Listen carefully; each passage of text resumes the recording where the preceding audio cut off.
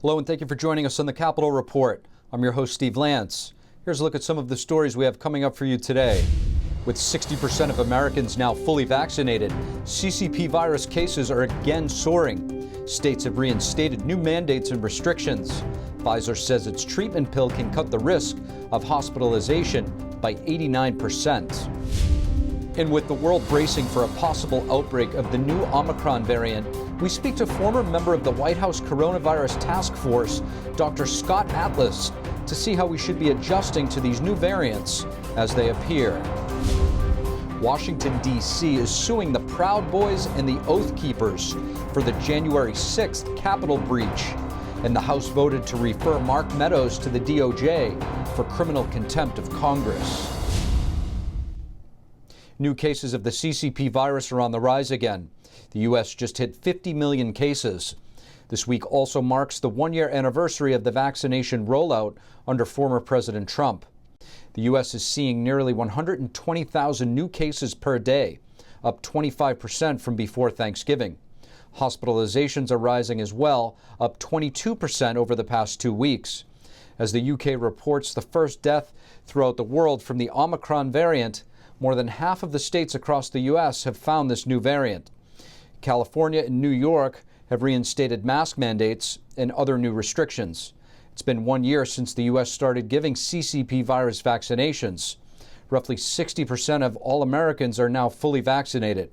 Pfizer says its experimental pill, Paxlovid, cuts the risk of hospitalization or death by 89%.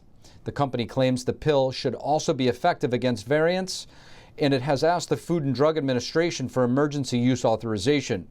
The Biden administration announced last month that it would buy 10 million doses of the drug for a total cost of over $5 billion. The United States passed another grim milestone this week, as more than 800,000 Americans have died from the CCP virus. Congressional leaders held a moment of silence yesterday. Bipartisan members joined this event outside of the Capitol building. More than 450,000 Americans died from the CCP virus this year, while in 2020, the death toll was about 385,000. Republican Congressman Ron Wright died in February this year after testing positive for the CCP virus. The 67-year-old Texas congressman was diagnosed with lung cancer in 2019. The World Health Organization warned on Tuesday that the new Omicron variant is spreading faster than any previous strains of the coronavirus, and it's probably circulating in most countries around the world already. 77 countries have now reported cases of Omicron, and the reality is that Omicron is probably in most countries, even if it hasn't been detected yet. Omicron is spreading at a rate we have not seen with any previous variant. During a news briefing, Tedros said that they're concerned that people are dismissing Omicron as mild. He says that even if Omicron does cause less severe disease, the sheer number of cases could once again overwhelm unprepared health systems. He also added that vaccines alone will not get any country out of this crisis. Dr. Scott Atlas is a senior fellow at Stanford University's Hoover Institute. He was also an advisor to the White House Coronavirus Task Force under former President Donald Trump. We're happy to have him with us today. Scott, thank you so much for joining us. Happy to be here.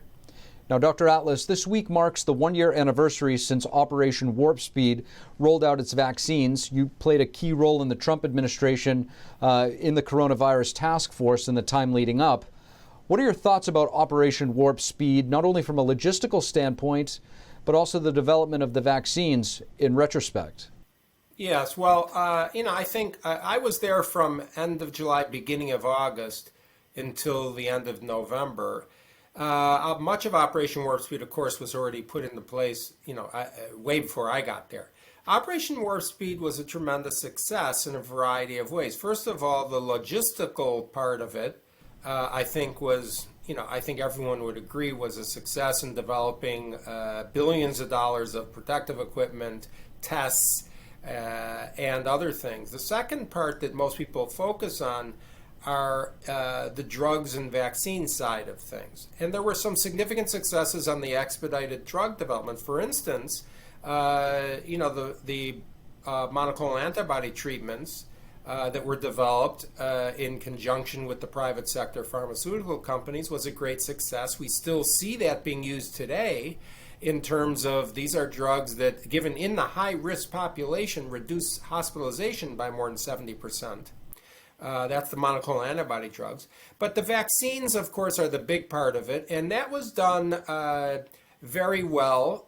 What happened was it wasn't just cutting red tape. The president's vision allowed an investment to be made in the doses of the drugs so that it would de-risk the financial side by the private pharmaceutical companies. It wasn't just cutting red tape. It was saying, we need something emergently. We need all hands on deck. And that was really done very well, so that, of course, as everyone knows, vaccines were developed in an expedited time frame when it was an emergency. Now, Doctor, you mentioned monoclonal antibodies. So much emphasis has been put on the vaccines, but I think a lot of people haven't heard about these other remedies. And, if they're faced with, say, severe symptoms, could you tell us about these other options or alternatives for people? Sure. So the monoclonal antibody treatments, one of which is from Lilly, but it's not the only one, are given, they were developed under emergency use authorization, and they were specifically highly beneficial in preventing a serious illness from developing once you have symptomatic COVID, even in the highest risk population. So the way that is done is as an outpatient before you get admitted to the hospital, but let's just say you present to the hospital, to the emergency room. And this is something that has been really a game changer for a lot of people. It's unfortunate that most people are not even aware of this. It's unfortunate, it's really tragic that a lot of doctors aren't even prescribing it. But we saw that successfully used in Florida and many other states. And it's something that really was another significant advance under Operation Warp Speed. Now, I want to ask you about these different variants. We've obviously been fighting the Delta variant over the past several months. This new variant, the Omicron, there's some discussion saying that if the Omicron were to mutate with the Delta, this could be a pretty serious issue. Is this of any concern to you? Okay, everyone's concerned. We don't have all the data on this new variant. We do not have an indication that it's causing a lot of serious illness or death. We do not have that. In fact, the data at this point in time is the opposite. In South Africa, for instance, where it's been prevalent for about 4 weeks already, their health doctors are saying the data shows that it is generally mild. That's the Omicron variant. I think what people need to know is this. This is expected that we get variants. Viruses mutate. This is known biology. This is not even medical school. It's really college level biology. But everyone who's competent, who's a doctor, who knows anything about pandemic viruses will know that the way that pandemics end and evolve is that the viruses mutate. That means they get variants forming. This is expected. Typically, the viruses that are the variants typically are less lethal. And that is the way that things progress to what's called an endemic situation. Endemic means there's sort of a low level of infections coming and going in populations. The virus is not eradicated, it's there, but it's not very lethal. And so that is when things change from a pandemic to endemic. And we still, at this point in time, have 4 other coronaviruses in circulation. We have other lethal flu viruses in circulation still, even though they are endemic. They're not causing a significant or a lot of deaths. And this is the way we live as a society. There is no likelihood, none, of totally eradicating this virus. There is a high likelihood we will always have mutants, variants present, always. Dr. Scott Atlas, thank you. Okay, thank you. Former Chief of Staff to President Trump, Mark Meadows, has not complied with subpoenas from the House's January 6th committee.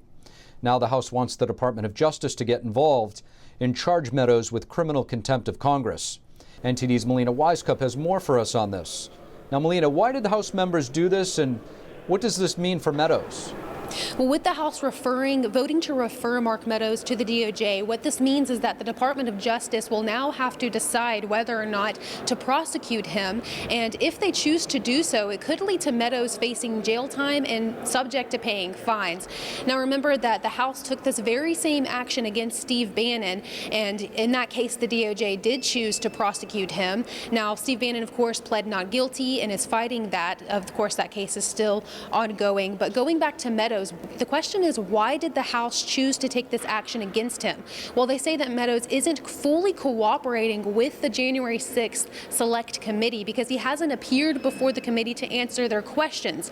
Although he has provided some documents for that committee to review, the House Democrats and members on the Select Committee say that it's not enough.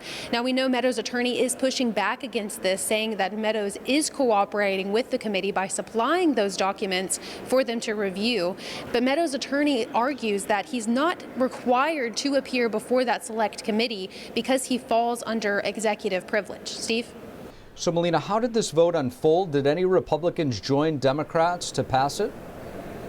Well, Steve, as expected, the only two Republicans that are on that January 6th Select Committee, Representative Kinzinger and Cheney, voted with Democrats to refer Meadows to the DOJ. Now, aside from that vote, the House also took action last night to make it easier for the National Guard to respond to emergency situations here on the Capitol. So what this means is that the Capitol Police Chief would have more autonomy when requesting the National Guard without first having to get approval from the Pentagon. Steve? Now, Melina, aside from this, there's some other major news revolving around Congress right now, and that's the Build Back Better bill, Biden's social welfare and climate spending package. We know Biden's talking with Senator Manchin to try to push this over the finish line, but we just heard Manchin say this week that he's really concerned with the bill affecting inflation, which has now hit a 40-year high this week alone. So, Melina, where are we right now on this bill, and will it pass by Christmas? Well, Steve, this Christmas deadline has always been an ambitious deadline, but recently it's looking even more ambitious. That's for a couple of reasons. One is because the Senate Rules Advisor has not yet given any final rulings on this bill, and that's a necessary procedural step in order to move this bill forward in the Senate. Also, we know Senator Manchin is still looking like a holdout vote, but as of right now, passing this bill by Christmas is looking tight, highly unlikely, but it's not impossible. Steve? Melina Wisecup reporting, and thank you for that. On Tuesday, President Joe Biden spoke to families of the 2012 Sandy Hook Elementary School shooting on its 9th anniversary. Biden praised parents for founding Sandy Hook Promise, honoring all victims of gun violence. The nonprofit's prevention strategies include teaching empathy, improving children's social and emotional skills, as well as learning warning signs of those who may be at risk. In my budget, I'm calling for doubling the funding for gun violence prevention research, including examining gun violence as a public health threat, which it is in my view. Biden urged passing stricter laws and included gun violence prevention funding in his budget. On Monday, the CDC warned Americans not to travel to Italy due to concerns over the CCP virus. 84 countries are listed at high risk. Italy reported 98 COVID-19 related deaths on Monday, compared with 66 the day before. However, the daily tally of new infections fell dramatically. On December 6th, the U.S. imposed new testing requirements on fully vaccinated international travelers just days after barring most foreign nationals from 8 African countries. And coming up, wholesale prices rose at the fastest annual pace on record in November, adding to broader concerns about the persistence of higher prices. With high prices hitting Americans in all directions, we take a look at the situation with Florida Congresswoman Kat Cammack. The House and the Senate have both voted to raise the debt limit just before the deadline, which would have been the first time in history the U.S. had defaulted on its debt. Welcome back. According to the Department of Labor, wholesale prices are rising at the fastest annual pace on record, while inflation rates have surged to a 39-year high. From groceries to gasoline, rising costs are stressing the finances from consumers to business owners. expensive. I own a cafe, which is a place based in a cafe here. And my business partner and I see that everything that we need, coffee cups, coffee, sugar, milk, everything is a lot more expensive. Everything is inflated. The Labor Department is saying that the Producer Price Index jumped by 9.6% in the last 12 months, the highest on record. This adds concerns to inflation as consumer prices jumped 6.8% in November from just a year ago. Some recent surveys show that Americans' fear of inflation has accelerated again in November to a new record high. And 25% of Americans see rising inflation as the single greatest threat to their plans for retirement. Americans are feeling the impacts of inflation now more than ever. With the cost of goods soaring, inflation has now become a very real issue for millions of Americans. We spoke with Florida Congresswoman Kat Cammack to find out what this means for future generations and how we might get out of this situation. Representative Kat Cammack, thank you so much for joining us on the Capitol Report. Thank you so much for having me. Now, Congresswoman, I want to ask you about President Biden's Build Back Better agenda. He says that, this bill will actually help the current problem that we're seeing with inflation. If this bill were to actually get passed, it's a massive spending bill. How do you see this affecting inflation? Right now, we're seeing about an increase of $175 a month per family across the country. That's not sustainable, and that's not helpful. And we know Economics 101 tells us that the more that the government spends, the less that we, the American people, get to keep in our pocket. And I don't think that there's any government bureaucrat or politician who can spend money better than the American people. And so when we talk about a package, the Build Back Broke or Build Back the Bureaucracy or whatever you want to call this bill, when it has a price tag of about 4.7 to 5 trillion, no one exactly knows. But then you look at what it costs over the course of 10 years, upwards of $60 to $68 trillion, on top of the inflation, the out of control spending that we've had existing, and all the mandatory spending that is really the lion's share of our budget. None of this is sustainable.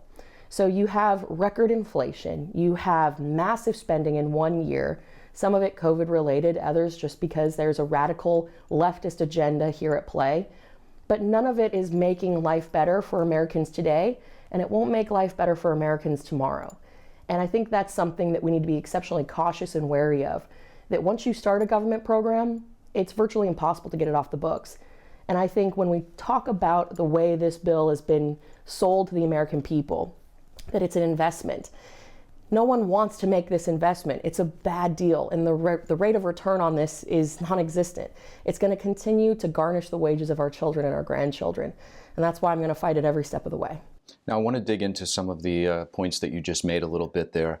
A lot of times the points of, how this will affect everything gets lost in the political debate. Yeah. How do you see this truly affecting, what are the implications for your children and your grandchildren? Yeah, when you talk about the national debt as a whole, approaching $30 trillion, when you attribute that portion to a family, that's somewhere in the ballpark of a $200,000 just burden of debt on that family. And when I think about my kids, my future kids, I don't ever want them to step into a world where they already are saddled with debt, expected to pay for the mistakes of previous generations and political wish lists that they had nothing to do with. Every time the bureaucracy grows, our freedom becomes more and more diminished. And I want them to have the exact same opportunities that I had as someone who was able to go from a working class family, the daughter of a single mom who, I'm a third generation commercial sandblaster, but then having lost everything, going from homeless to the House of Representatives. That's only possible if you live in a country where it's equal opportunity, not equal outcome. And these big bureaucratic programs are all about equal outcome. So when we're talking about our future generations, our kids and our grandkids, we're setting them up for equal outcome rather than equal opportunity. And that's not right, it's not fair, and it's not who we are as Americans. Now, you just did sort of touch upon it there, but you do have a personal story of how you overcome some very tough times. So you can relate to people that are less fortunate. Yeah. Inside of this bill, the Democrats say that, universal pre-K, there's a lot of, social welfare programs. What do you say to those folks that, may be thinking that it's something that will help them? Well, listen, there's nothing that's actually free, right? There's no such thing as a free program. There's no such thing as free healthcare or free universal pre-K. And the very families that the left wants to claim to be champions and advocates for, well, through their ridiculous out-of-control spending, they're actually hurting them. Again, you're not going to be able to have these programs with no price tag. And the notion that we're going to continue to tax the wealthy, well, this bill actually is a tax break for the wealthy. There's tax credits for people who make $400,000 or more, $800,000 or more. If you make $800,000 or more, you get $118,000 in tax credits under this bill. But if you make $75,000 or less, you're targeted by the 87,000 new IRS agents because they are designed in this bill to go after the working class. And for families that have young kids that are just getting started in life, my generation, I'm in my early 30s. When I look at this bill, it's not designed for people like me and my husband and my friends and people that I grew up with their families, because we're going to pay for it at the pump. We're going to pay for it in the grocery store. There's going to be an increase in costs and goods and services across the board. So if you get free pre-K, that's wonderful. However, you're going to be paying a ton more on all the other services. So is it really a wash, or are we actually hurting them more than helping? And we're taking away the most important part of this aspect. It's choice. It's the individual's right to spend their money on what they need and how they see fit. And that's the problem. Representative Kat Cammack, thank you. Thank you. The Senate voted to lift the debt ceiling by $2.5 trillion to avoid a default.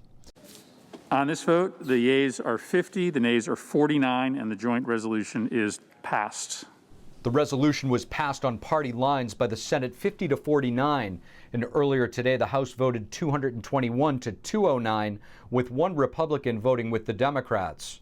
The bill has been sent to President Biden's desk for his signature. This means the country's debt limit would be raised to about $31 trillion.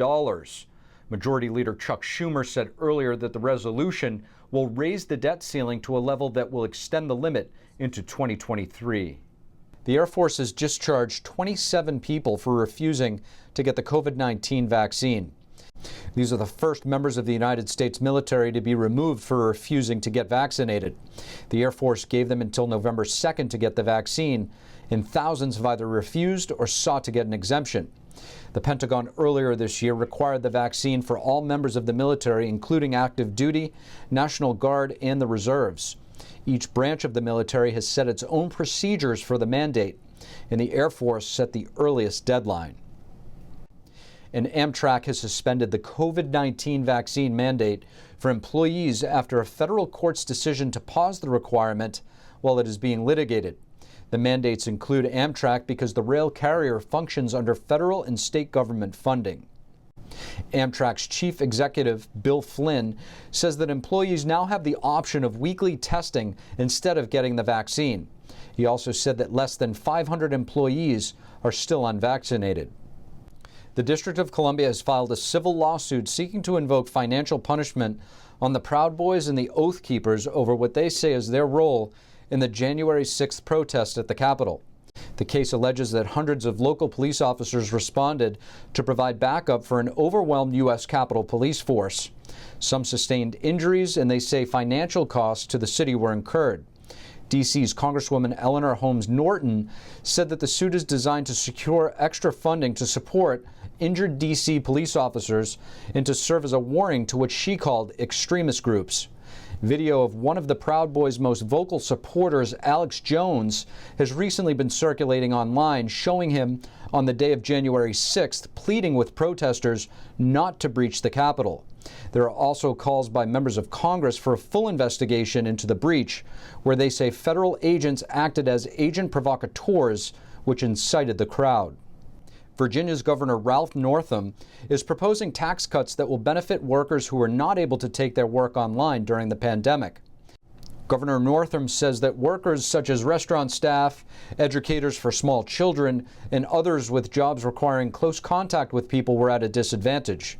His proposal includes eliminating state sales tax on groceries, reducing owed taxes for those with low and middle incomes, and ending advance sales tax payments for retailers. And that's all we have for you on the Capitol Report today. Thank you for tuning in. I'm your host, Steve Lance, and we'll see you next time.